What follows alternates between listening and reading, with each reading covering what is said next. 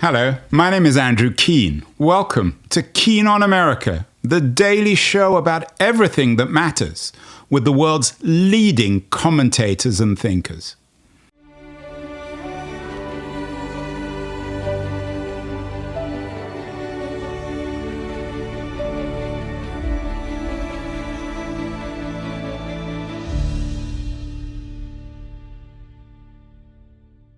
Hello, everybody. It is Friday, January the 9th, 2026, the first full week in 2026. We began the week on the theme of education with two New York Times writers, Katie Benner and Erica Green. They've written a very interesting book on a school in Louisiana, which cheated everyone. It's called Miracle Children, and it's a book about race, education, and a true story of false promises in American education.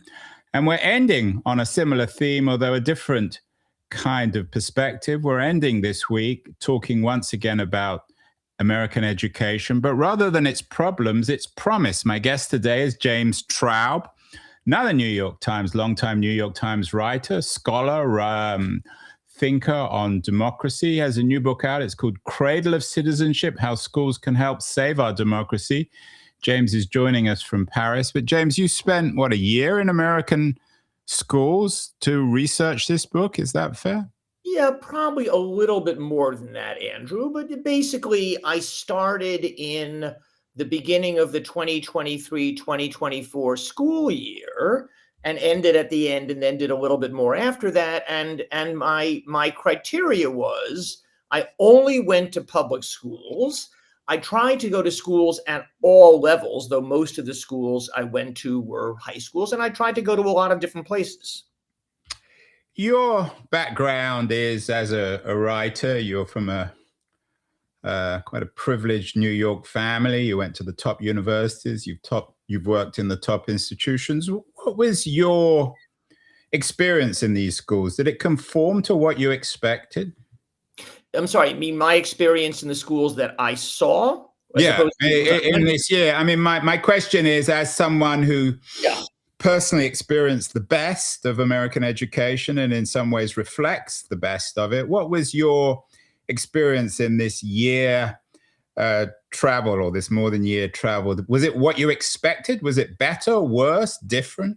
Well, okay, the first thing I should say is I've spent years of my life in schools. I've written about schools a lot. I like schools. I like classrooms. Just, some people like to write about wars. I like being in schools. So I couldn't have been too shocked because it was a world I knew well. That said, I'd like to say, since you were just treating your listeners to this book about this bad thing about the schools, read my book. It's going to tell you great things about the schools. That's not true. So there are some really inspiring stories that I think are very important that I tell, which say why it is I believe that this thing called civic education or democratic education can happen. But most of my experience wasn't like that. So I was sitting in, because I was writing about this thing called civic education, and I'd be happy to talk about why I think that's so important. I was sitting in history classes, social studies classes, government classes, mostly. And I was often in schools that nobody would ever say, maybe unlike this Miracle Children's School, it was a failing school, not in the least. Middle class schools, schools where kids were going off to college, schools where the parents had professional jobs and were themselves educated. So what was dismaying about those places particularly, and that's actually the opening chapter of my book, was just how low the level of discussion was and how often there was a painful silence and how dismayed a lot of the teachers were. And so I would say that the dismaying part of my book, which is a fair amount of it, is that if we believe that in a democracy, people need to have a real grasp of their government and of their history and a sense of what it means to be in a democratic world, then the level of of discourse, of understanding, of even reading ability and vocabulary that you need. I often didn't find that. And again, not in failing schools.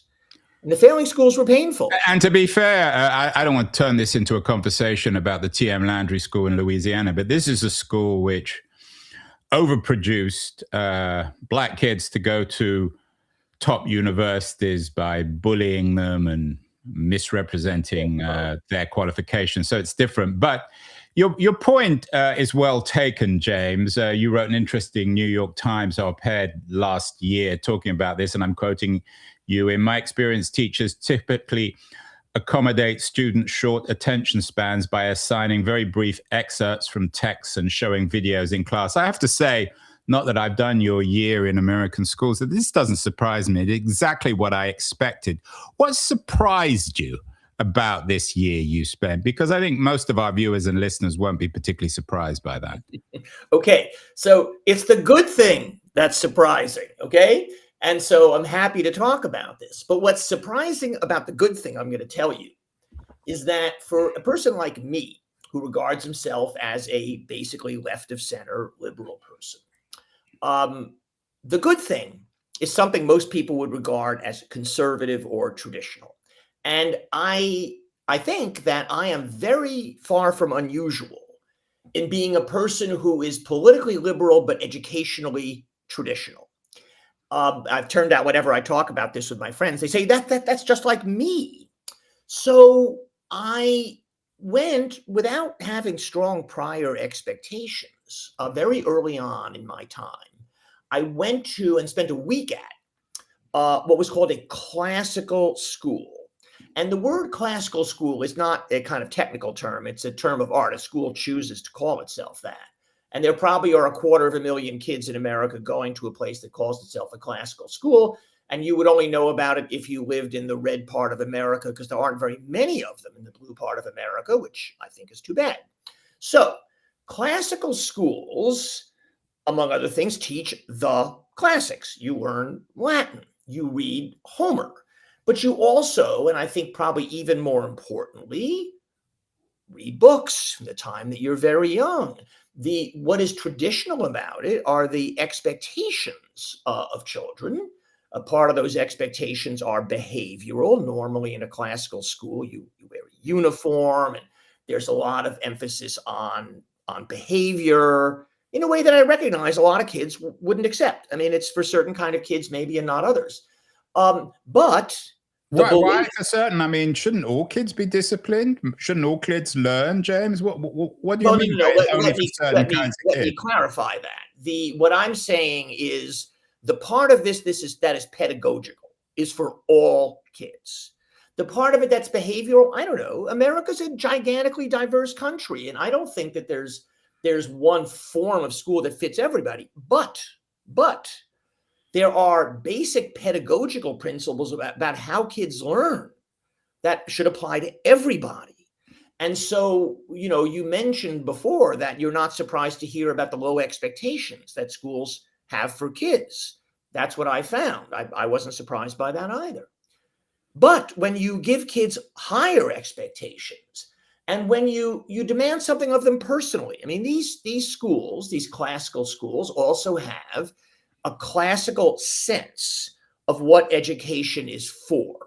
And maybe if I use the word liberal education, it wouldn't seem as kind of ideologically polarizing as classical education.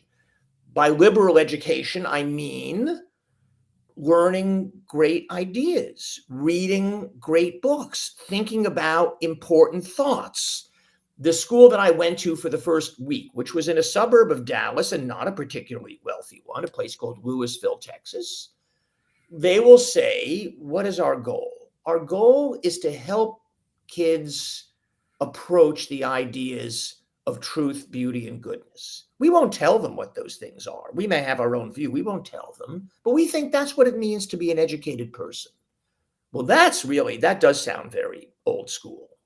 But what it means is that there's a consistent emphasis on what's important, what's deep. And by the way, these kids have you see almost no computer screens in these schools, no TVs. The kids are writing with pen and paper. The teachers don't have very much in the way of visual aids. It's a big deal if they show you a map. But there's a kind of joint dedication that I found in this and other schools like that to actually what I think of as civic education, becoming prepared to be a citizen in a democracy. You've mentioned the L word a few times, James, liberalism. You're an authority on that. You wrote an excellent book, What Was Liberalism? The Past, Present, and Promise of a Noble Idea. Wonderful book, actually, very accessible for anyone who's intrigued by what liberalism is and isn't. You've been on the show before talking about that.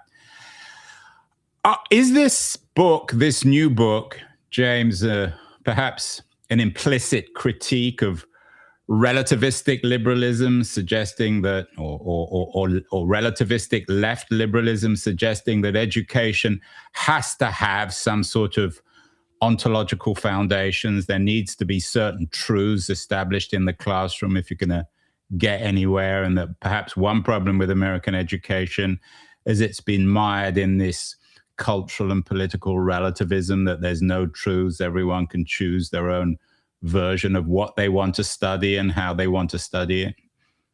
You know, that's a profound question.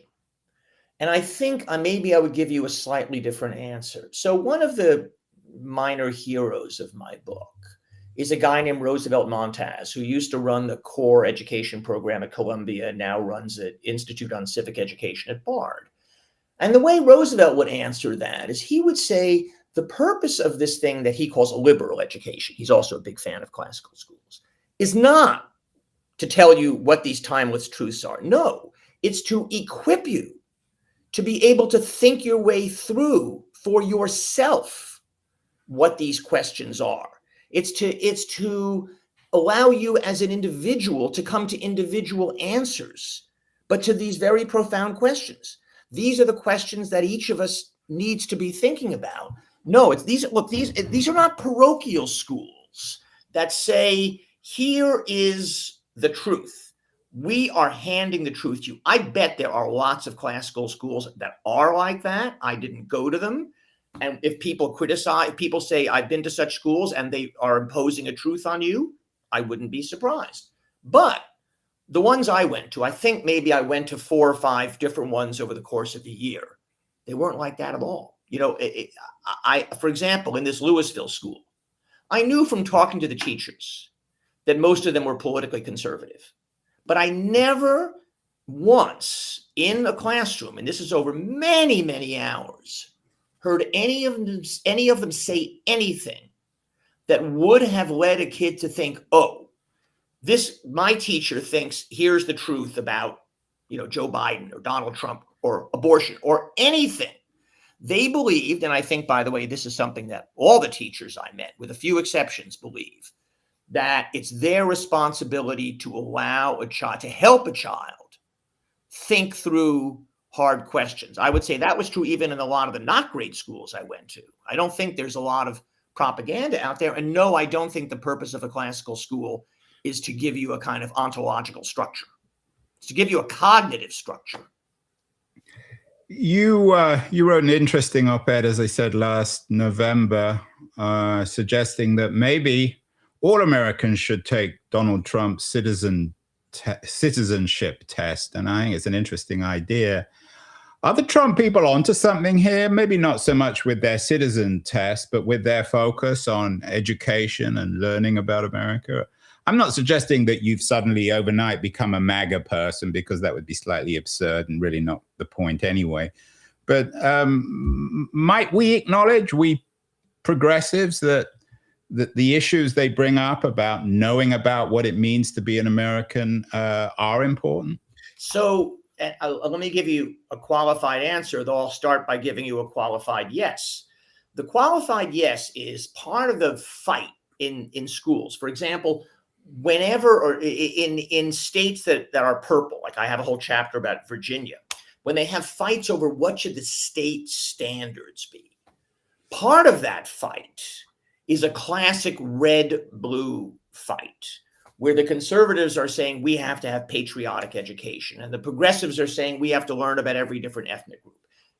In my book, I put a pox on both their houses. I really think both of these are pulling us apart.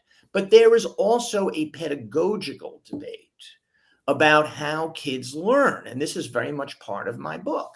And here I'm not going to use the word liberal. I'm going to use the word progressive because it's an educational theory that goes back about a century. It's very much associated with John Dewey. John Dewey was a great philosopher who may have started some bad things, and then maybe some bad things were done in the name of his views that he himself wasn't very happy with. So he very powerfully felt that traditional education was jamming things down children's throats. He said education must begin with the child and her interests and be projected out as opposed to jammed in. Well, that sounds good. That sounds very good. But what it tends to do is scant the learning of particular knowledge because you focus on what the child's own interests are. You take the view that the learning of particular facts, names, dates, and so forth is a kind of oppressive and unpleasant thing, and children need to learn to learn, to learn to love to learn. There was a whole view of reading that basically said children need to be just immersed in a word world. Well, this is just not true cognitively. It's not how people learn. And my friends at Louisville would say, memorizing something is only onerous when it doesn't seem to have any purpose and isn't connected to anything and is just forcing you to memorize. But if you memorize a poem and you then get to talk about the poem to learn why it's beautiful, well, then you're very happy to have memorized it. So yeah, in that sense, I am a pedagogical traditionalist. Now, let me finish with Trump, though.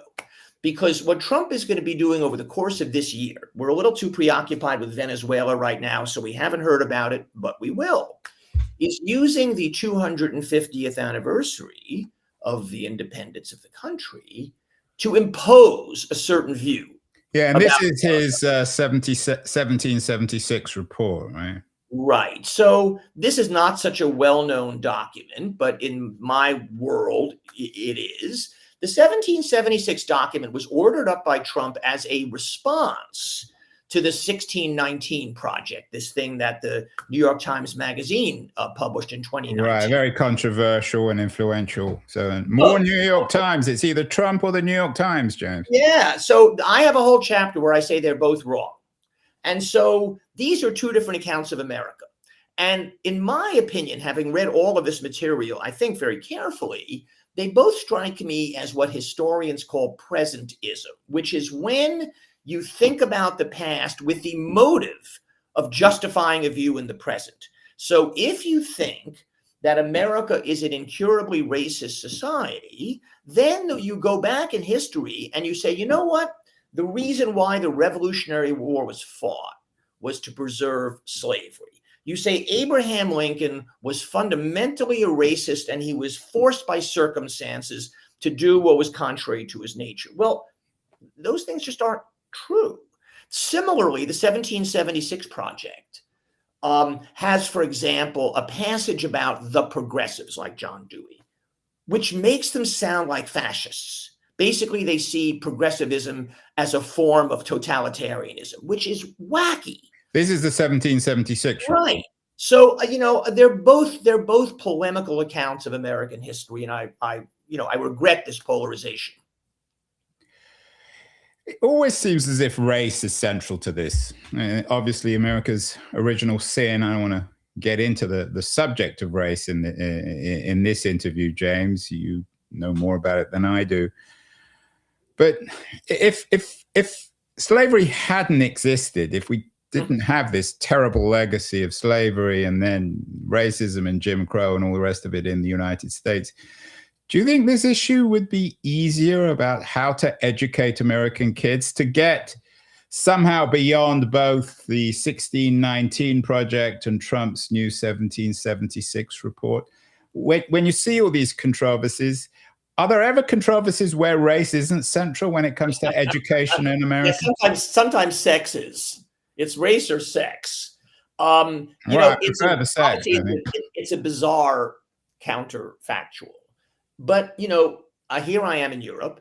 Europeans are not preoccupied with identity in the way that Americans are. And maybe there are multiple explanations for that. But the central one, clearly, is that the United States enslaved people. And so the act of recognition, of identity recognition in this country is a very important part of trying to make right that wrong.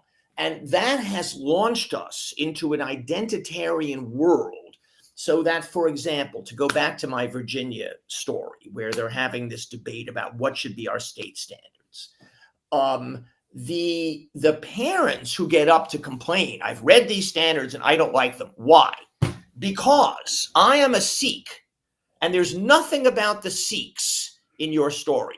My grandfather was a Filipino. And that's S-I-K-H, not an S-E-E-K. Okay, my grandfather was a Filipino war hero who was wounded for America, and you've said nothing about Filipinos. Well, you've always been, ever since I've known you, James, you've been against Filipinos, haven't you? No, that's just between us, Andrew, please. We have an audience listening.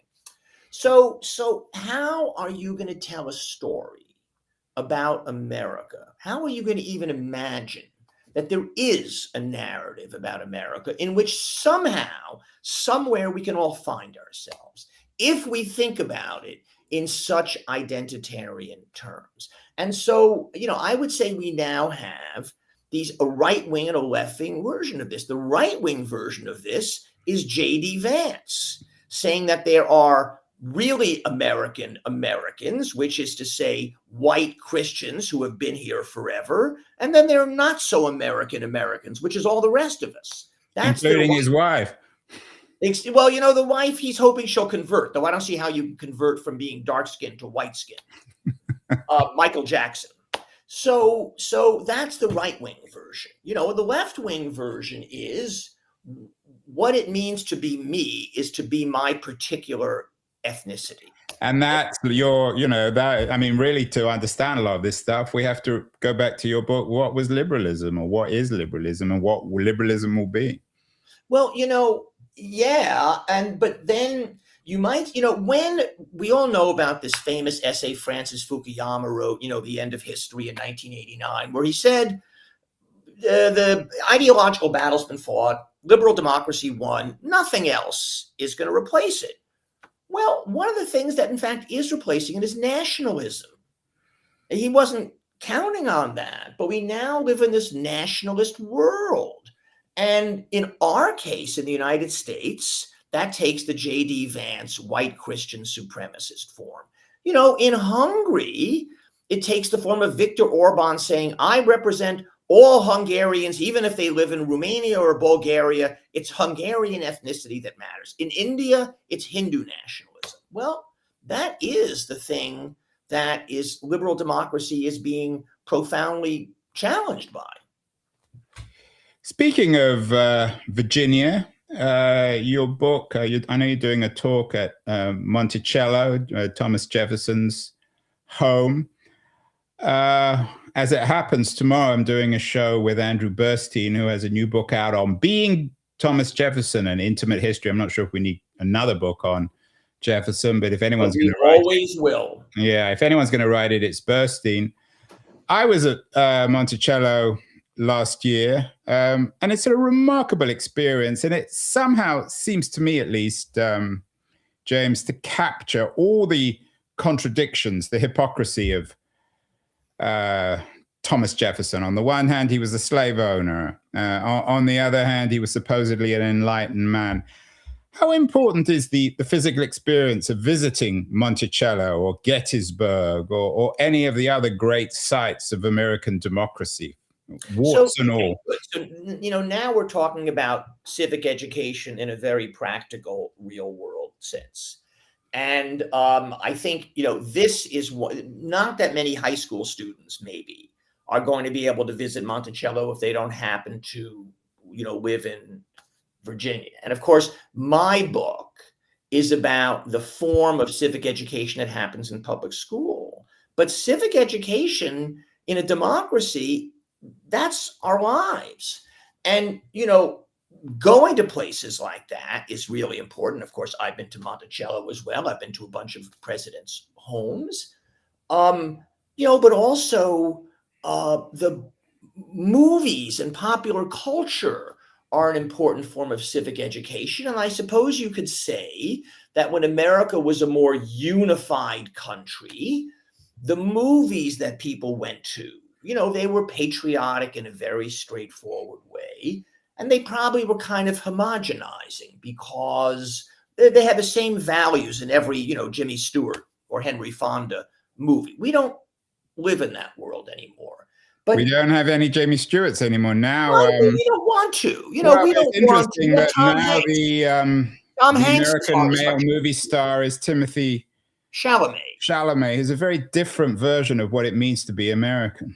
But Tom Hanks isn't. Tom Hanks he's James Stewart. Maybe he's the aberration. But I just want to say that. So popular culture matters. The way politicians talk matters. So I would say that Donald Trump is a catastrophe for our collective civic experience because he speaks in such a dumbed down way. His manner is so cruel and so crude. So if we think of a president as our chief civic exemplar, well, he's a catastrophic civic exemplar. And he basically says to Americans, it is right for you to hate the other side.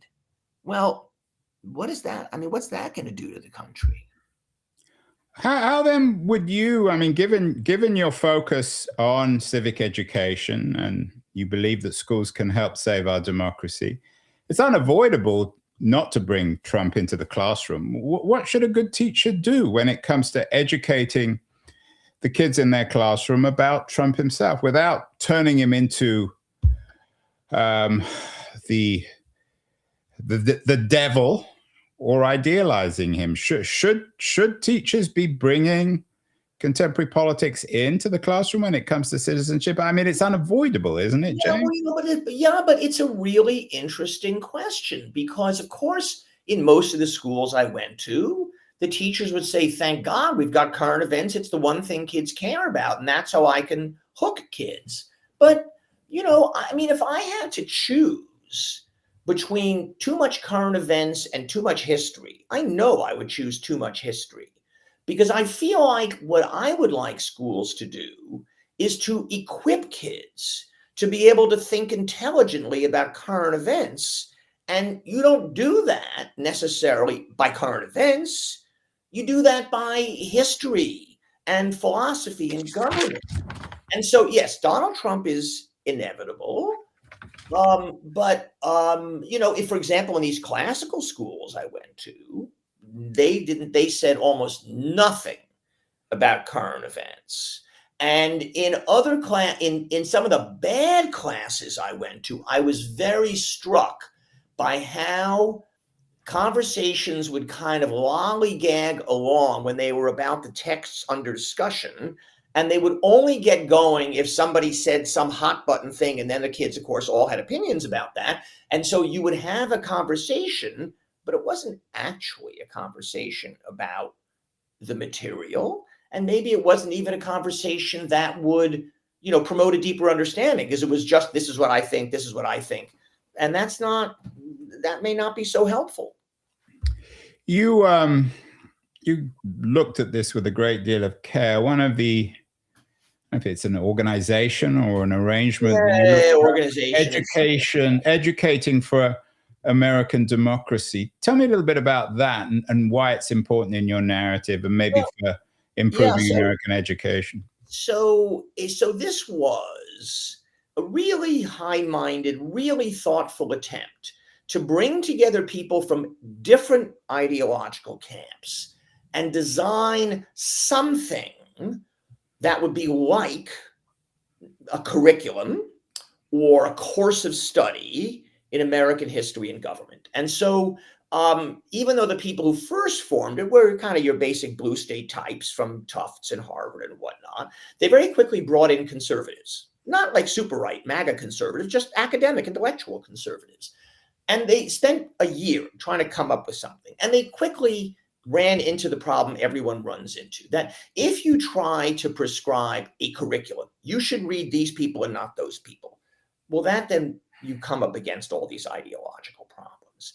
And so what they did, which in some ways you would say, isn't this just the problem of progressive education? They came up with a series of very structured questions, leading questions. There's all sorts of terms for them, but they're the kind of questions that actually force you to think in very particular ways about American history. And so that in turn led to actually real life study guides, so that if you're a teacher in 8th grade, you will receive a rather prescriptive volume, which will say to you, okay, today we're going to talk about the origins of the Supreme Court. And we're going to have the kids read synopses of some of the big cases. And our big question is going to be something like, what is the function of the judiciary in a democratic system in serving as a check on legislative or executive power, something like that. And that will then guide the discussion. Well, a traditionalist like me might prefer to have a curriculum. Like if you take an advanced placement American history class, there's a curriculum. But I accept that that's going to just provoke too much warfare. So this thing maybe is second best. Now, is it going to work? Is it going to be a good thing? It's very new. I said I want to go to see what it looks like in real life. So it was had been piloted by schools in Oklahoma City. Well, Oklahoma City is a really poor, disadvantaged school system where very little money is spent. Teachers are often very underqualified and very overwhelmed. And honestly, it was mostly a painful experience. There was one school in Oklahoma City that was, not coincidentally, more selective, still kind of, let's say, working class, middle class. And it was a really good school. I really liked it a lot. And I thought, hey, this could work. But when I saw it in other schools that were much more typical of Oklahoma City, it didn't matter whether they were learning from Educating for American Democracy or something else. It was just the classes were really lifeless. It was painful. So you can't defeat these profound issues just by having a better curriculum. These are deeply entrenched problems.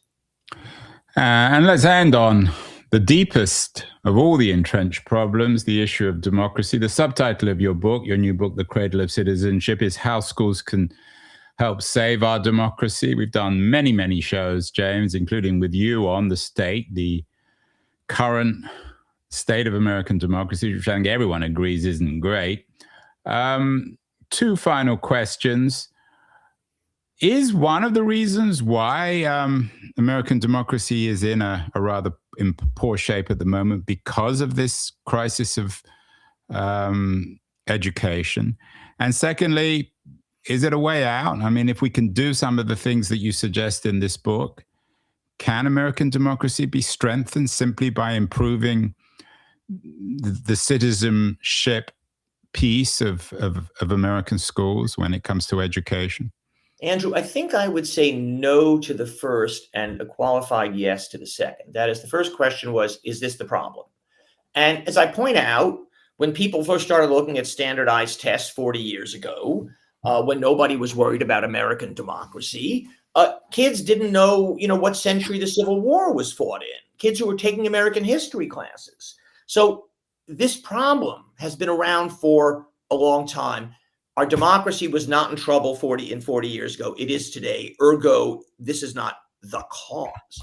But can it be part of the solution? Yes, that is my belief. That's why I wrote this book. That's why I spend time in these schools, because I believe we're at a moment when we have so few other institutions that we can depend on to do this, because other civic institutions have just gotten eroded, whether they're union hiring halls or all sorts of clubs and private associations. They're eroded. Public school is still a universal institution. Everybody or almost everybody does it. So it matters very much. And so, yeah, I do think that if we could do this better, it wouldn't change anything tomorrow. it would just make our foundation more firm. Well, I don't think anyone would disagree with that. The book is actually out next week. It's called The Cradle of Citizenship, How Schools Can Help Save Our Democracy by James Traub, who is talking to us from Paris. Someone has to go there, James. Congratulations on the book. And this subject is certainly not going away. So, James, we'd love to have you back on the show in the not too distant future to talk more education and democracy. Thank you so much. Andrew, thank you. It was a pleasure.